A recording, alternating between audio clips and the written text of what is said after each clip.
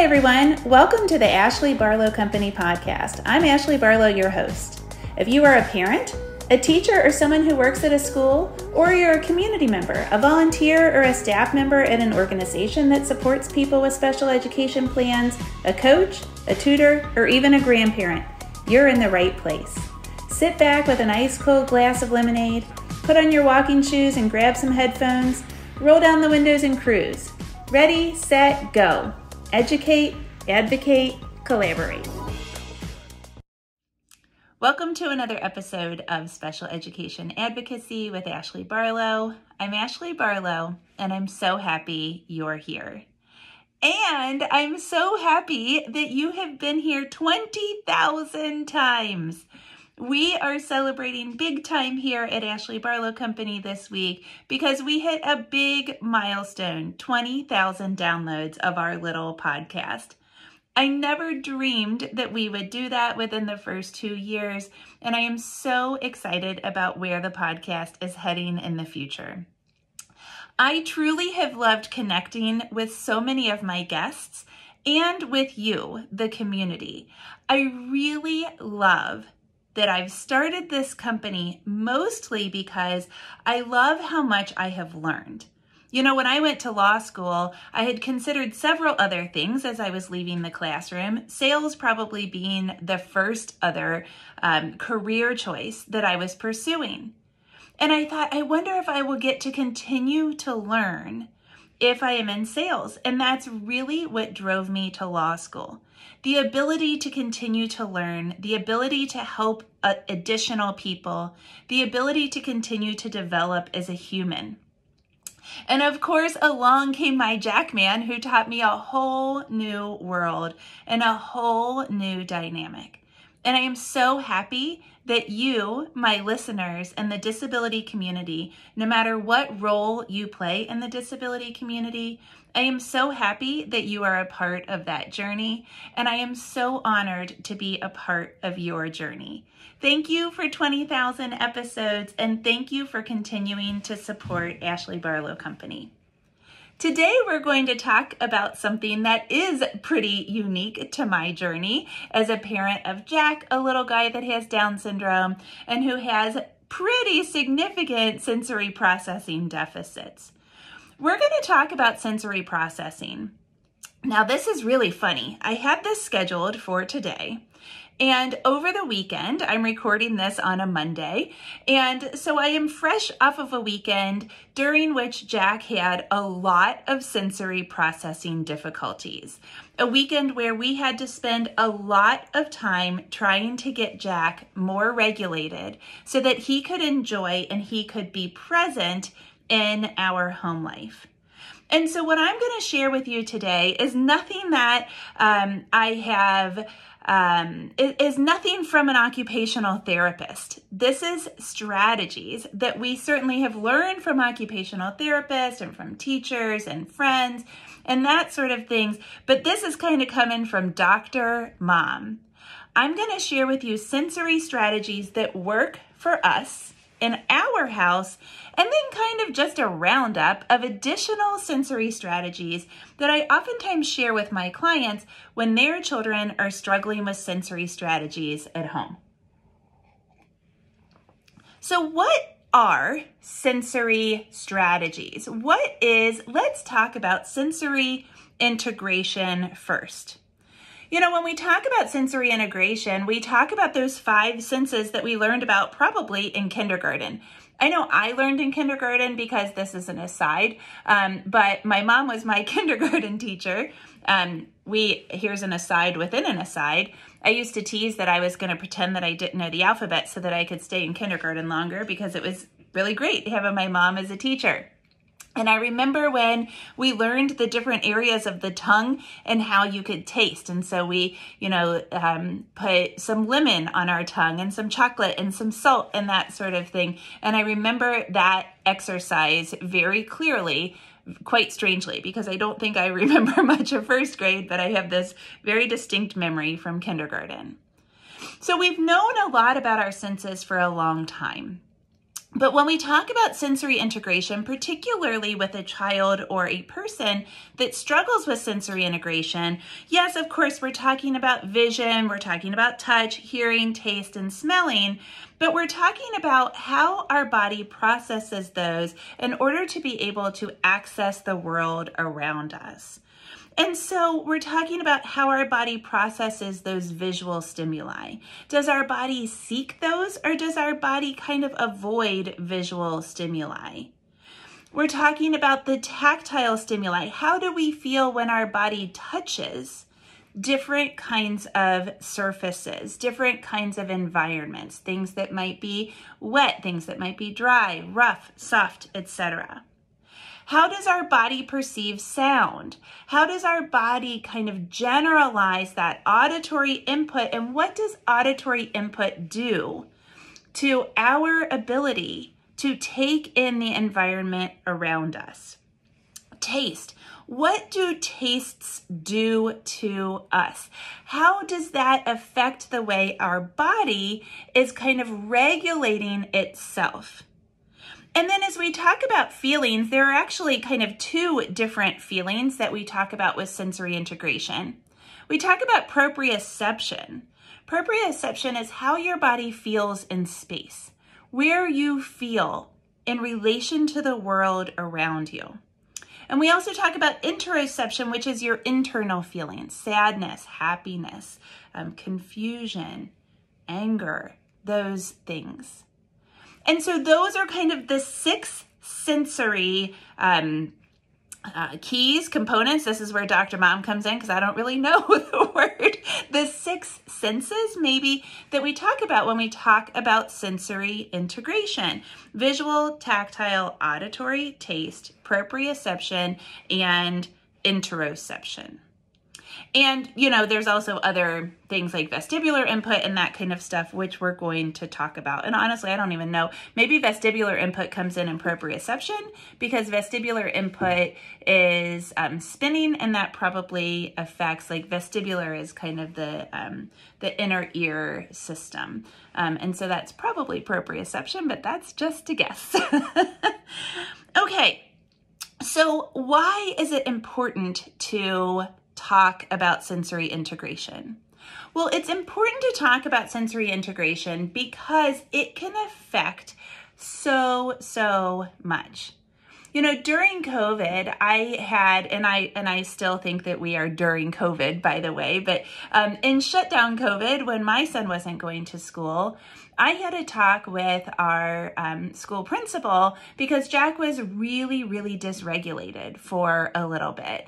And one of the things that she said to me, which was so basic, was nobody learns when they're experiencing trauma. We don't learn well when we are experiencing trauma. And he was in a traumatic state because his entire world had gotten stripped from him. He wasn't able to go to school or restaurants or activities or play dates or any of those things. And so she said, we need to concentrate on getting him better so that then he's able to learn. And of course I agreed with that. But she said it so simply, and it really stuck with me so many times throughout that year that I was educating him at home with the help of his teachers. And that's kind of the key to sensory integration. If we are not able to access our environment because of some kind of sensory seeking or sensory avoiding tendency that we have, we aren't going to be able to learn or interact with other people or be calm enough to enjoy something. And so there's a real key in simply understanding how different sensory, how different information affects a child. You know, a few years ago, Jack is, I think, actually due for his triennial evaluation this year. So this must have been about 3 years ago. One of the things that we learned in his last evaluation, I think about 3 years ago, was that Jack is extremely auditorily distracted. Now, we knew that to be true, but when we compared it to other distractors, we realized that the auditory distraction was really significant. And we see that year after year after year. So just recently in a parent-teacher conference, his teacher was telling me that he doesn't do well at the end of the day. And I said, well, what's happening at the end of the day? Well, everybody's packing up, they're getting their stuff. It is kind of chaotic. And I said, well, the chaos, he does not do well in chaos. He likes a very, very structured environment. But probably more than that, it is very auditorily distracting. Chairs are getting pushed in. We know that sound of a school chair getting pushed in or pulled out. Zippers are getting zipped. Coats are getting put on. There are all of these different sounds that are not in his environment, and that kind of intensity during the rest of the school day, and it's probably, honestly, too much.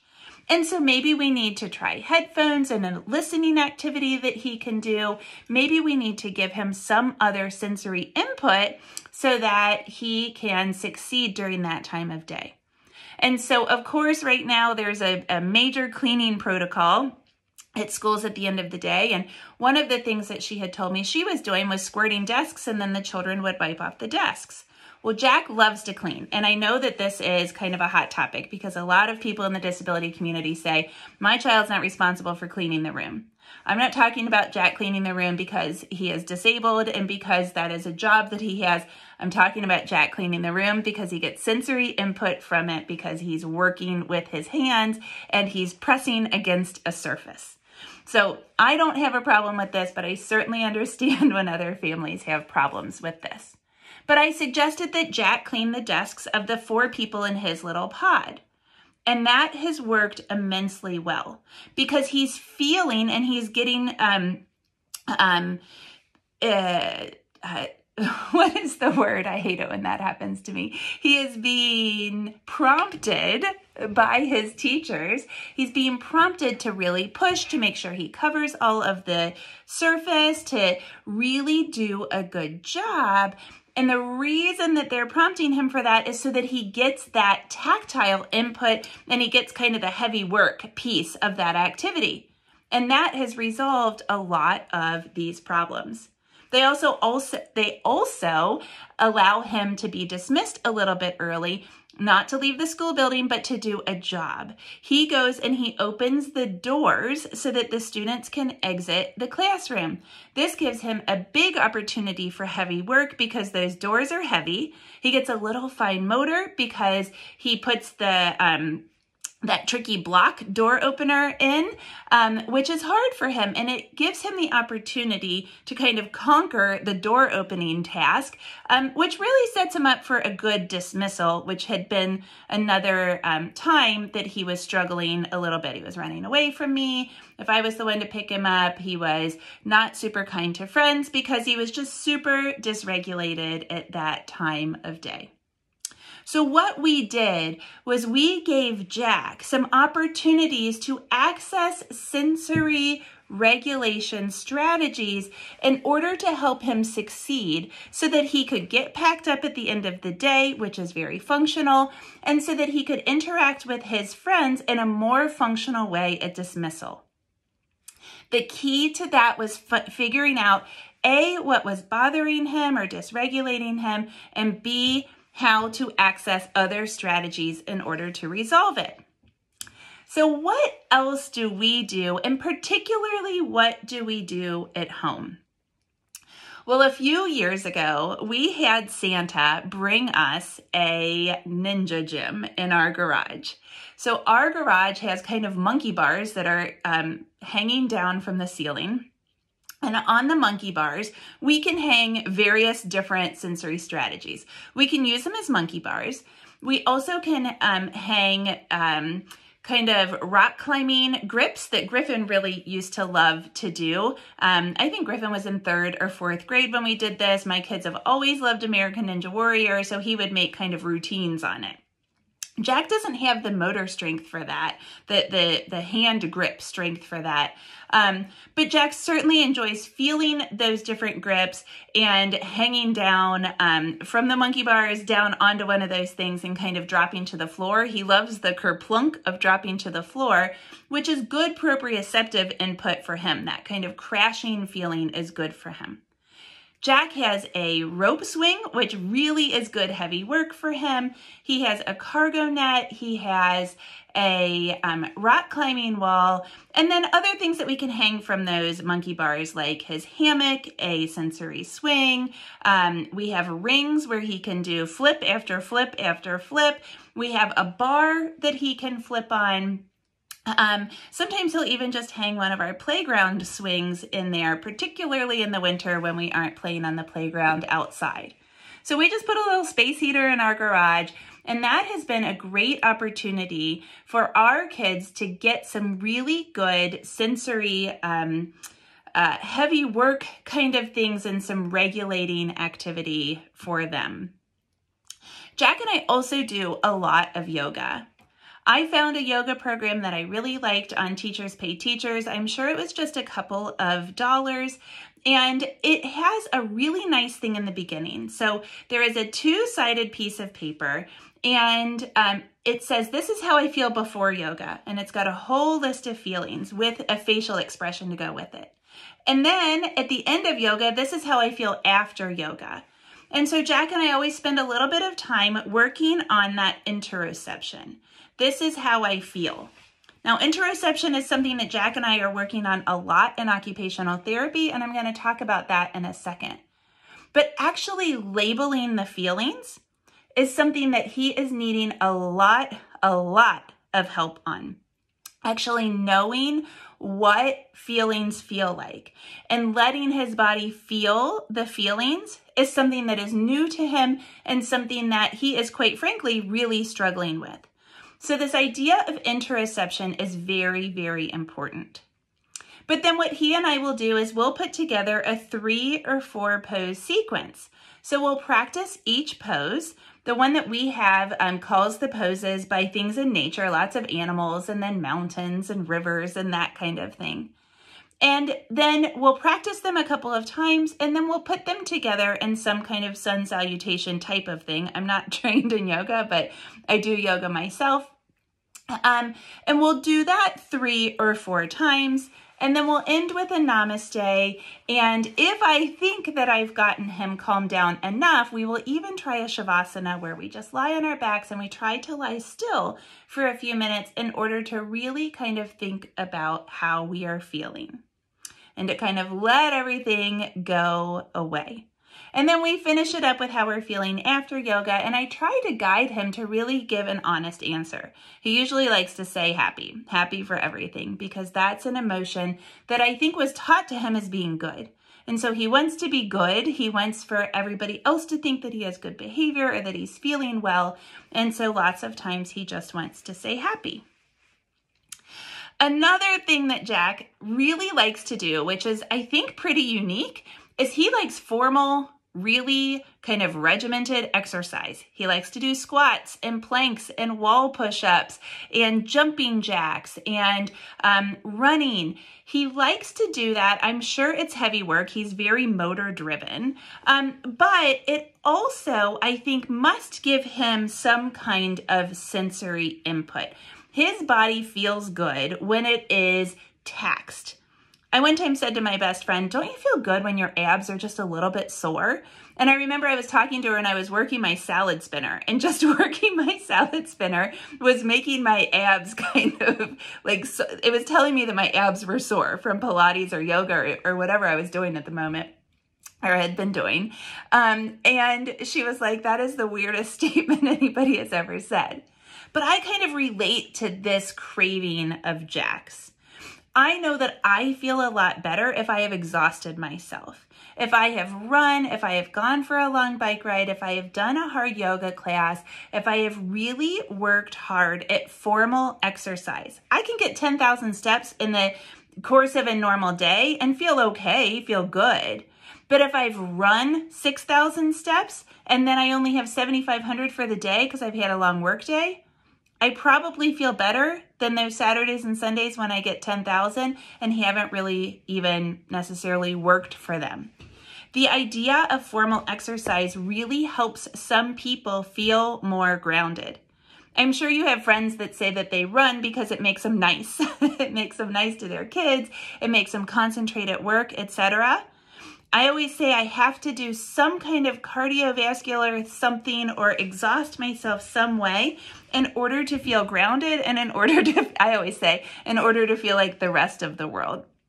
And of course, I know that lots and lots of people are dysregulated that way. But sometimes I sit in court and I look at, particularly, I feel like it's men, older men that can just sit there and stare and pay attention to court. And I think, oh my gosh, my brain is going in a million different directions. And if I had just been able to run before I came to this hearing, I'd be able to just stare off into space like that old guy in front of me. I don't know what their secret is. Maybe they do run in the morning and they are hiding it from the rest of the world. Another thing that works with Jack particularly well is water. So if he's feeling dysregulated, I almost always give him access to some kind of water. Now in the summertime, the easiest thing for us is the hose. The hose has been something that he will play with for hours ever since he was a toddler. We give him the hose and a couple of buckets and he just likes to get super wet and to play. He'll do container play, he'll water the plants, he'll quite frankly just sit and watch the water come out of the hose. He will play with a hose forever. It's probably not the cheapest activity that we have him do, but it really does help him to calm himself down, and it helps to just kind of regulate him so that he is more able to access his environment. Of course, you know that we like to swim, and so of course we take Jack to the pool. Now I think the pool has a couple of different benefits. The first is that when you're in the water, you get all kinds of sensory input. Water is wet, which is something that is unique, something that we only otherwise access if we're doing the dishes or taking a bath or something. We aren't necessarily in water all that often. But water also has pressure. So the deeper you go, the more pressure you feel. Jack spends a lot of his time underwater. And I think that's because he wants his ears, he wants for the water to fill up his ears, and that must do something to his vestibular system. And so he's underwater a whole lot of the time. But then in addition to that, if I can get him to swim laps, he is working so much of his brain. You know, if we're moving the left side of our body, the right side of our brain is working. If we're moving the right side of our body, the left side of our brain is working. If we are reciprocating right, left, right, left, right, left, we are firing the entire brain in order to do that. And in swimming, your arms and your legs are doing different things. You're coordinating so much. And so we're really, really kind of firing up that brain. Griffin, if you follow me on social media, you know that Griffin is a competitive swimmer. And he said to me the other day, Mom, is it weird that I'm speaking to myself in German? He's in German 1. Is it weird that I'm speaking to myself in German when I swim? And I said, no, buddy, that's kind of the great benefit of swimming is, first of all, it's boring. So your brain is kind of turned off. But then because your brain is working so hard to swim, it's really kind of also fired up in a totally different way. And it helps you to do math problems, or in your case, to practice German, or to think, or to pray, or to do whatever else. It makes you more present so that your body is naturally inclined to practice those things. That's one of the beauties of swimming. And he really kind of understood it. And so then I told him about why we do swimming for Jack. And I'm sure I had told him this 1,000 times before, and he got it. He was like, yes, I totally feel that. So the sensory piece of it, the work part of it, and then what is going on in your brain when you are swimming is super duper cool. It's like one of my favorite things to talk about. There's lots of other things that we can work on with reciprocation too, right? I mean, dance is very similar, riding a bike is very similar, etc. Sometimes if we don't have access to be able to go to the pool, or it's winter and we can't use the hose, I'll just plop Jack in the bathtub. It might be Sunday at 2 o'clock, but he is having a hard time, and so I'll stick him in the bathtub. We might do shaving cream, we might just do buckets of water, we might put some letters in there or whatever, some bath toys, and he is happy and he comes out a totally different kid because he's had that stimulation from the water. Another thing that works very well with Jack, and it works with a lot of my clients, is some fine motor stuff, some some craft or even baking or something that is involving those smaller muscles and kind of more attention to detail.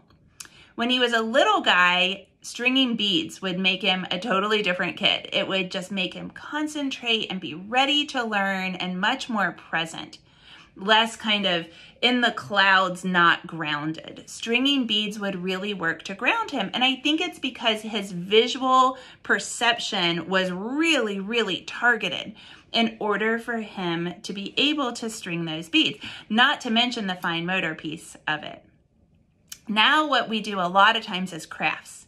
And I think there's two benefits to doing crafts. First of all, I guess an unspoken benefit is he gets my one-on-one attention. You know, I've set something up for him. He feels special because I've done it. He's excited to do it. He and I subscribe to Kiwi Crate, which is a really, really great craft thing that usually teaches some lesson. The one that we just did this month was about magnets, and it taught us about magnets, you know, kind of a science lesson. But when we do a Kiwi Crate, or if I set up some kind of seasonal craft or some kind of sensory craft, he knows he's got my one-on-one attention. He also gets that fine motor input, but then in addition to that, he has to really kind of strengthen or stretch his attention span, because I make him complete the craft. I make him do the cutting and do the pasting and look at the space and learn about it, etc. And that really helps him to kind of focus. It gives him the input that he needs in order to be present and calm enough and ready to learn. And then finally, I want to talk about interception, because as I said, that's what we've been working on the most. And I sense that probably a lot of my clients are in a very similar situation, and so maybe this will help you as well. You know, we have plenty of books about feelings, and we've talked about feelings, and feelings are kind of part of our everyday lives. But I don't think that prior to now, I had spent a whole lot of time teaching Jack about feelings. And most of the things that Jack has learned in life, he has been specifically taught. Many of the things that Griffin just kind of picked up on by living his life have had to be specially taught to Jack. And so it only makes sense that I have to we as a family and as a community, have to specially teach Jack about feelings. And so, as I said before, the thing that we were noticing was that Jack wasn't super empathetic to other people's feelings. And so if he was aggressive with a peer, which doesn't happen very often anymore, but if he was aggressive with a peer or with the dog, or if he hurt a friend's feelings or something like that, I could tell that he did not know, he did not necessarily care how that other person was feeling. Which led me to then have this epiphany that he really didn't know how he ever felt. I don't really think that Jack understands how he feels. I don't think he is in tune with his feelings. And that's that interception piece of it. And that's okay. It's just something that we have to figure out. You know, as I've explored this, I realized, so we're using zones of regulation, and zones of regulation has these 4 colors. Blue is kind of sad and melancholy. Green is ready to learn and present and regulated. Yellow is a little buzzy, a little ungrounded, a little too zippy, too fast, too, it's me. That's what I'm about to tell you.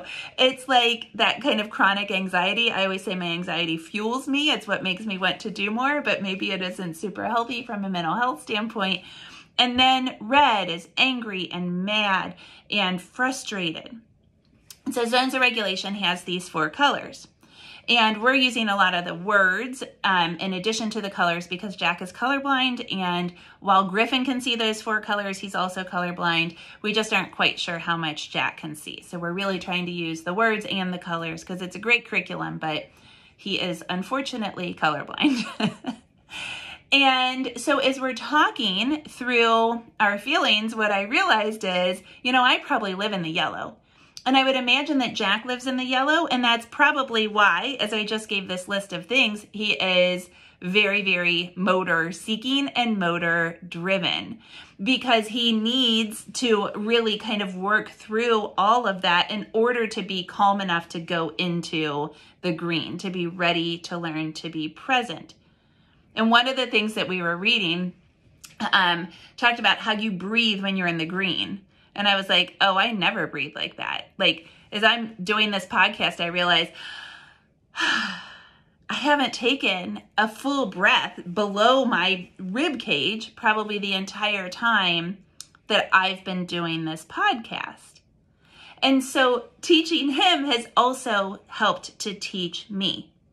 But I have since we started this just a few months ago, I have ordered lots of books on Amazon. I have ordered lots of visuals and helpers, little programs on Teachers Pay Teachers. I am actually printing some today that I'm going to make into kind of file folder games that he and I can start to work on, because I think we're going to have to reinforce this from several different places. And I really think this is kind of the key to figuring out his anxiety, his feelings, and his regulation.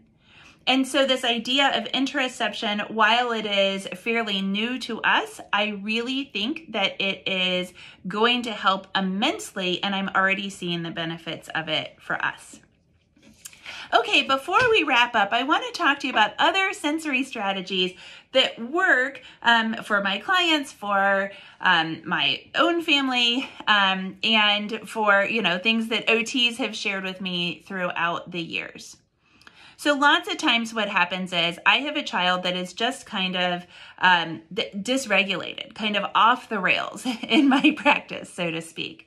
I get a lot of behavior cases. And there's kind of a trend. I don't know if it's only here in the 2 states where I practice law, but a lot of my cases involve little boys that have Down syndrome and also have ADHD. And teachers are kind of at their wits' end because they can't get the child ready to learn. They can't regulate them and get them conditioned kind of for learning. And that is okay. But what we have to do is we have to give them strategies so that they can get the child ready to learn. So one of the first things that I suggest is incorporating animal walks into their day. Do a crab walk, do a seal walk, do some jumping frogs as you're going between centers or from the carpet back to your desk or lining up for lunch. Easy peasy. Everybody likes to do it, probably even in 4th grade. The kids think that is fun. Another thing that you'll see as you walk through the halls of a school that is really keyed into sensory input is children that are accessing heavy work by doing planks or wall push-ups or, some kind of jumping jack activity or some kind of formal exercise in their classrooms, by their desk, in the hallways, in a sensory room, etc. In order to stimulate that vestibular system, sometimes I'll recommend that children have a place where they can swing, where they can spin, where they can do somersaults or cartwheels. Where can we get that spinning sensation during the school day or at home? And then, of course, some kids just love to crash and they need to crash and they need to feel their body kind of feel uncomfortable in space, to really feel the ground, feel the earth, feel their environment, but then also kind of push them and make them a little bit wobbly. So an exercise ball or one of those Bosu balls, couch cushions, we can just step on couch cushions, crash into couch cushions. I'll never forget in our early intervention, Kentucky Has First Steps, some of you might have Helped Me Grow or some other program, but within the first couple of weeks, they took the couch cushions off of my couch. And this is when I still felt like those people were guests in my home. And I was like, oh, for heaven's sakes, I've cleaned the entire house, but I didn't think to vacuum in my couch. This is getting ridiculous. But couch cushions have been a key to our success for many, many years. Some kids really need to access the ability to have either light or darkness, and so sometimes even just affecting the brightness of the lights in the room will help but also having opportunities to seek light, like with the toy The Light Bright, or making shadow puppets, playing with flashlights. Flashlight hide and seek is a fan favorite in my house. We play it in the basement in the evenings, and that's something that's very fun. I could tell you Jack's hiding spot because it's always the same, but we pretend like we don't know where he is. The ability to use your mouth to feel things. You know, so many kids feel things with their mouths. That was a big one for us this weekend. Jack was putting everything in his mouth. Well, it turns out he's getting a molar. Aha! I thought, why is he putting everything in his mouth like a toddler? It's so annoying. Well, it turns out he is getting a tooth, and finally he was gagging himself. So I said, let me look in there. And I saw a tooth erupting, and I thought, well, there's the secret. But what can we do for that? Blow bubbles. We can blow cotton balls or feathers, or we can blow paint.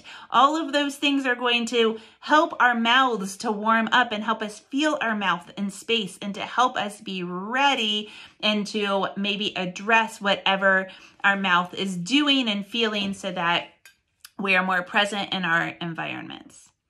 There are also all kinds of sensory bins that you can make. There are these little water beads called Orbeez. I'm sure there are generics that are really fun to do. We can hide stuff in shaving cream, hide stuff in rice, hide stuff in leaves. If you just Google sensory bin or type it into Pinterest, you'll find all kinds of ideas. Other ideas for fine motor, you can do tweezers or Play-Doh or stringing beads like I talked about, finger painting. Jack does not like to get messy. He is sensory avoidant in that particular manner. And so I used to put paint inside, I think maybe I put it in there with something else. You could Google this, but paint inside of a baggie and then tape the baggie to make it extra secure. But I'd stick stuff in there, like maybe even just sequins, and he could kind of move them around inside the baggie. And he really used to enjoy doing that. We sometimes will work on our breathing. One of the strategies that I think is particularly helpful is box breathing, where you take a breath in and you kind of picture yourself going, let's say maybe up the wall of a square, and then breathe out. And now you're going across the top, and breathe in and you're going down and to the right, and breathe back out. And you are closing up the box. And so he and I'll just draw a square, and we will breathe in 2, 3, 4, out 2, 3, 4, while we are tracing the box with our fingers. And that sometimes helps. Calming music, animal sounds, sound machines, etc. That can be helpful. And then a big kind of trend that we saw a lot, particularly at the beginning of COVID when everybody was at home, was sensory walks. So sidewalk chalk or a big thing of paper at home, and you might do a figure 8 that the children have to walk around, and then they get a little bit dizzy. You might do like a little swirly in sidewalk chalk, and that means spin around 3 times. You might do something where you have to jump side to side to side to side, like those downhill skier kind of drills that people do in gyms. You might do a spot where you have to run super duper fast, or run in place, jumping jacks, all of those things. And that makes it fun, just doing it as a sensory walk with sidewalk chalk. And it also makes it nice and comprehensive, because you can kind of structure out exactly what your child might need. As time went on, and as I was educating Jack at home, we incorporated a medicine ball, a pogo stick, stilts, anything I could get to mix it up to make it more exciting for him, but also to get him lots of access, in his case, to heavy work and proprioception. I hope this has been helpful. Again, this is coming from Dr. Mom. I'm not an occupational therapist. I don't have any other medical degrees. This is all stuff that I've learned as I've taken him to therapy, and as I have talked to other occupational therapists with clients in mind. So I will see you next week, same time, same place. Have a great week.